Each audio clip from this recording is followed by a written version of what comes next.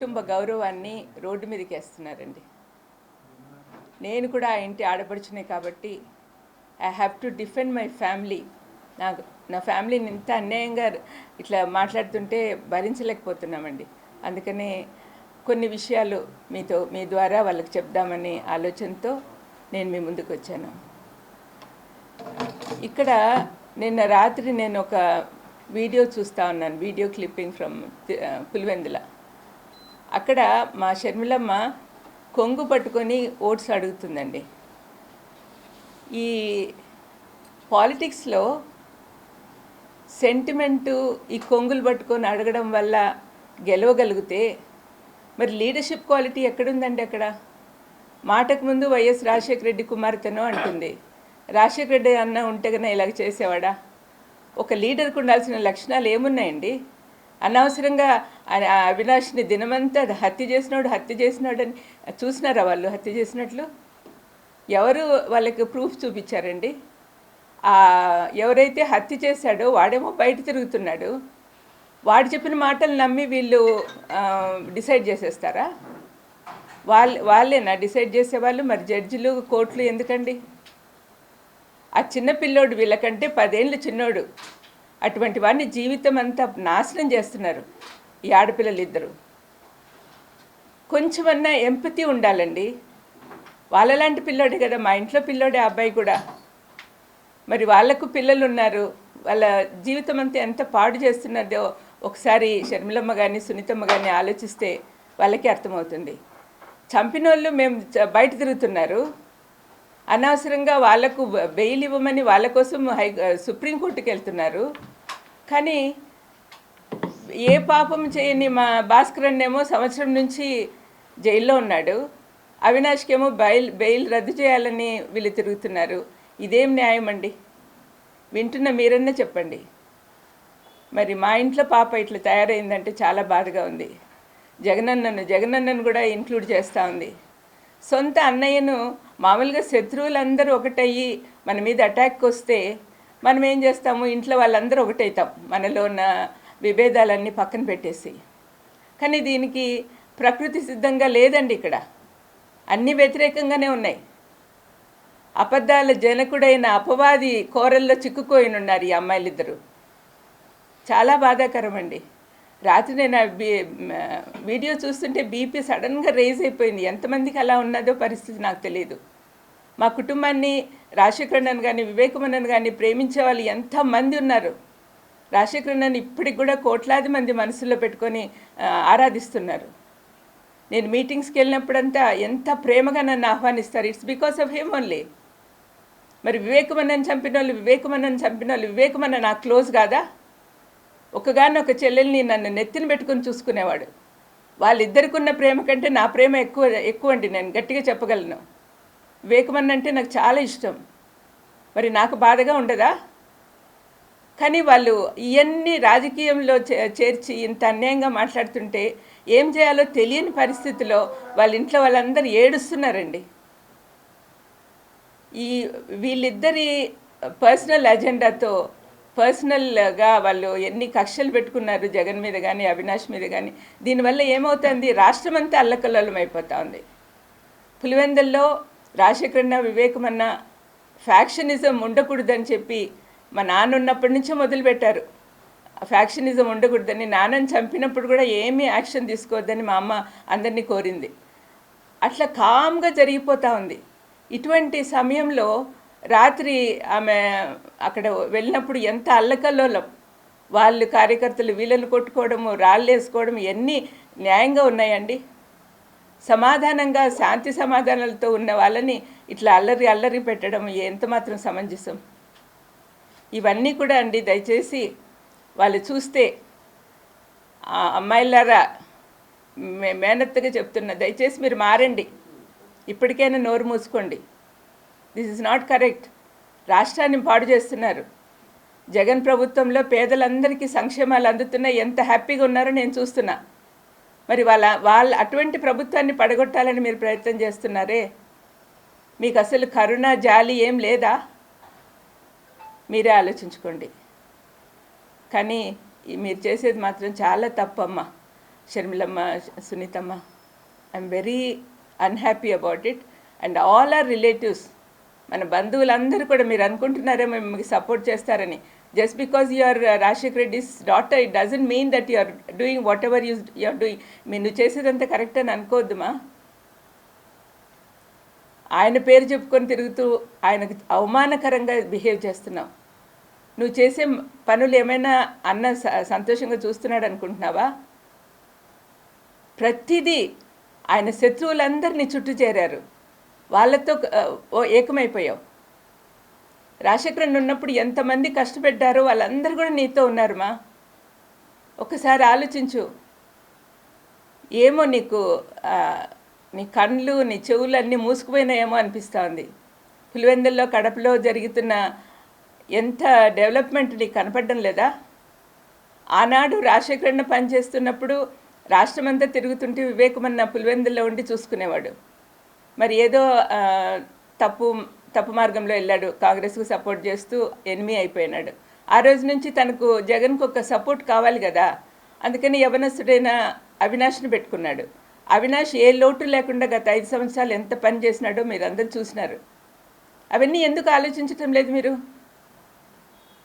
ఒక్కసారి ఆలోచించమ్మా దయచేసి. ఇద్దరు కూర్చొని మాట్లాడుకోండి, మీరు చేసే పనులు కరెక్ట్గా ఉన్నాయా లేదా, ప్రజలకి ఎంత హామ్ చేస్తున్నారో ఒక్కసారి ఆలోచించండి. మీకు అసలు ప్రజల మీద ప్రేమ ఉందా? మీ నాన్నకున్న ప్రేమలో కనీసం ఒక 100వ వంతన్నా ఉందా మీకు? జగన్ ఈ మధ్య ఇప్పుడు చూపిస్తున్న ప్రేమలో మీకు ఏమైనా ఉందా? అసలు నిస్వార్థంగా పనిచేస్తున్నాడే ఆ బిడ్డను పాడు చేయాలని మీరు చూస్తున్నారు.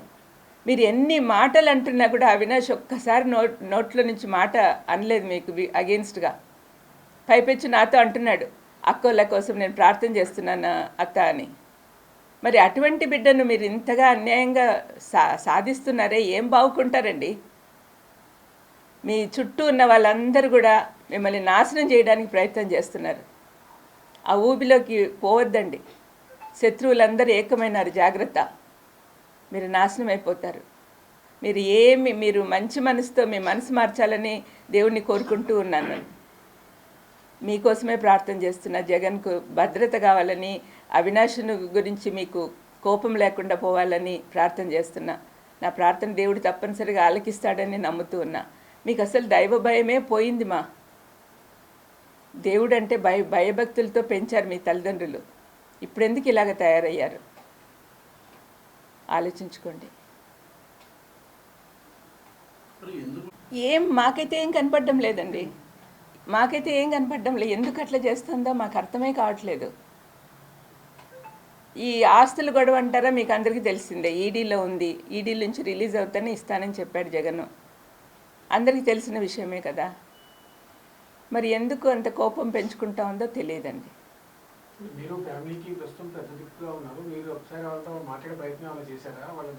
నేను చేశానండి. మీ జీవితాలు పాడు చేసుకుంటున్నారమ్మా, this is not the correct way అని చెప్పినప్పటి నుంచి నాతో మాట్లాడడం మానేశారండి.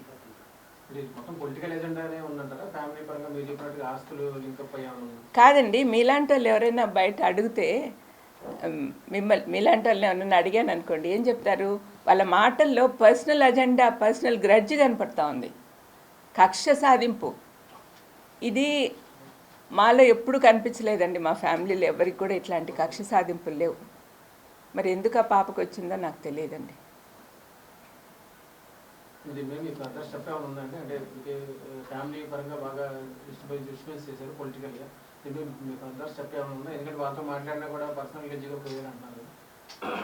అంటే ఇప్పుడు మేము పెద్దవాళ్ళం అందరము చేతులు ఎత్తేసినట్టే. అంటే ఇంకా ఆమెను మార్చే శక్తి మాకు లేదని వాళ్ళ అమ్మ కూడా వెళ్ళిపోయింది అమెరికాకు. ఇంకా మిగతా పెద్దోళ్ళు, నాతో పాటు తమ్ముళ్ళు కానీ, మా పెద్ద వదిన కానీ, వీళ్ళందరూ కూడా మాట్లాడడానికి అశక్తులుగా ఉన్నారు. ఎందుకంటే ఎట్లా చెప్పిన మాట వినదు, ఎందుకులే అన్నట్టుగా. కానీ దీనివల్ల రాష్ట్రం నాశనం అయిపోతుంది, ప్రజలంతా బాధపడుతున్నారు. నేను ఎప్పుడు పేదోళ్ళ పక్కన తిరుగుతూ ఉంటానండి, పేదోళ్ళ మధ్యలో. వాళ్ళ బాధలు చూశాను నేను, వాళ్ళు ఎంత కష్టపడుతున్నారో చూశాను. ఈ 5 సంవత్సరాల నుంచి కోవిడ్ టైంలో కానీ, కోవిడ్ తర్వాత కానీ ప్రజలు ఎంత ధైర్యంగా నిద్రపోతున్నారంటే అది కేవలం జగన్ ప్రభుత్వం వల్లనే. మరి ఇలాంటప్పుడు ఈ పిల్లలిద్దరూ వచ్చి ఇంత నాశనం చేస్తుంటే, శత్రువులతో ఒకటయ్యి ఎంత బాధగా ఉంటుందో మీరే ఆలోచించండి. స్పష్టంగా అంటే ఇన్ని రోజులు రాష్ట్రంలో తిరిగారు, ఇప్పుడు పులివెందులు తిరుగుతున్నారు అంటే మీ మీ కుటుంబాన్ని కంచిపోటు అక్కడే మిమ్మల్ని వ్యక్తిగతంగా డ్యామేజ్ చేసేలాగా మాట్లాడుతున్నారు.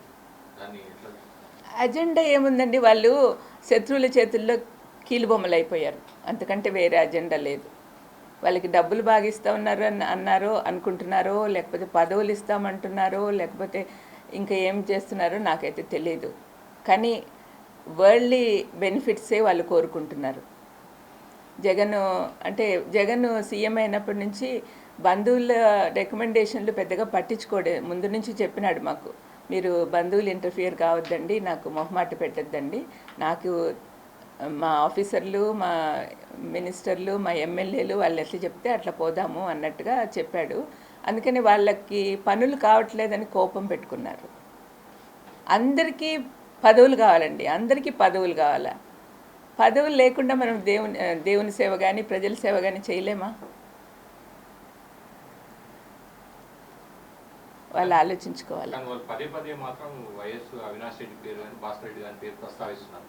ఈ కేసు అంతా విచారణ జరుగుతున్నారు, వాళ్ళు కుటుంబ సభ్యులు వాళ్ళు అంటున్నప్పుడు అదే ప్రాబ్లం వచ్చిందండి. ఎందుకంటే వాళ్ళు పర్సనల్గా ఏంటంటే ఆ ఏరియాలో అవినాష్ బాగా పైకి వస్తున్నాడని వాళ్ళు తట్టుకోలేకున్నారు. యాక్చువల్గా వివేకమన్న లాస్ట్ రోజు అర్ధరాత్రి వరకు కూడా అవినాష్ గెలవాలి, అవినాష్ ఎంపీ అవ్వాలి, ఆ అబ్బాయి బాగా పనిచేస్తున్నాడు, బాగా హెల్ప్ఫుల్గా ఉన్నాడు జగన్కి అనే ఆలోచన వివేకమన్న కలిగి ఉన్నాడు. కానీ మరి వాళ్ళ కూతురు అల్లుడు కలిగి ఉన్నారో లేదో నాకు తెలియదు.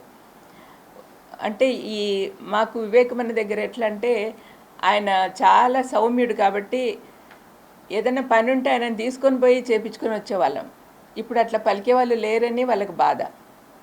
అంటే న్యాయంగా లేకపోయినా కూడా తను చేసేవాడు అనమాట, అంటే మన వాళ్ళు అన్నట్టుగా. అటువంటి ఫీలింగ్ వాళ్ళకు అంత కాన్ఫిడెన్స్ లేదేమో, మరి అంతే అయి ఉండాలి, లేకపోతే ఇంత కక్ష ఎందుకు పెట్టుకుంటారు? ఆ ఇంటి ఆడపడుచు ఆ ప్రాంత ప్రజలకు ఏం చెప్పదలుచుకున్నారు? ఒకవైపు కొంతమంది వాళ్ళు ఉన్నారు, ఇటువైపు మీరున్నారు, మీరు ఏం చెప్పదలుచుకున్నారు ఫైనల్? నా పర్సనల్ వ్యూ ఏంటంటే అండి, ప్రస్తుత ప్రభుత్వం కొనసాగాలి. వైఎస్ఆర్ కొడుకు ఒక పక్క, కూతురు ఒక పక్క ఉన్నారు. కూతురుకు వేసే ప్రతి ఓటు శత్రువులకు పోతుంది. వాళ్ళు ఎట్లాగో ఎవరు సీఎం అవ్వరు. మరి సీఎం కావాల్సిన జగన్కి మీరు సపోర్ట్ చేస్తే తప్పనిసరిగా మన ప్రాంతమే కాకుండా రాష్ట్రం అంతా అభివృద్ధి పొందుతుంది. కాబట్టి మీరు జాగ్రత్తగా ఆలోచించండి, ఏది మంచో ఏది చెడో మీకే తెలుస్తుంది.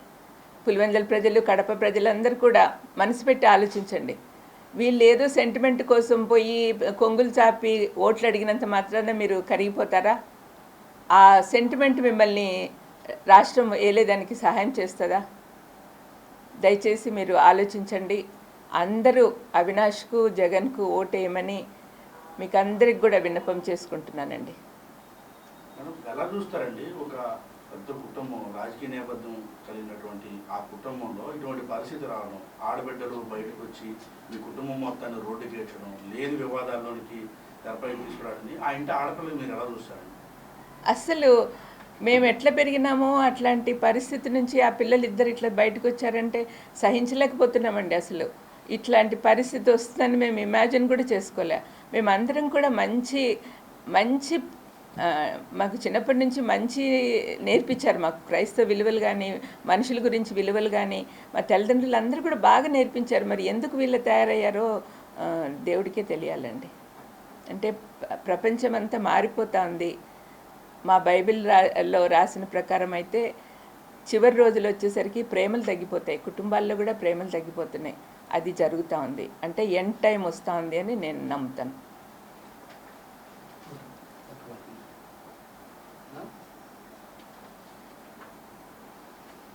దయచేసి ప్రజలందరూ కూడా, ఆంధ్రప్రదేశ్ ప్రజలందరూ కూడా జగన్కు ఓటేయాలని, జగన్ పార్టీ తరపున నిలబడిన ప్రతి ఎమ్మెల్యేను, ఎంపీని గెలిపించాలని కోరుతూ ముగిస్తున్నాను.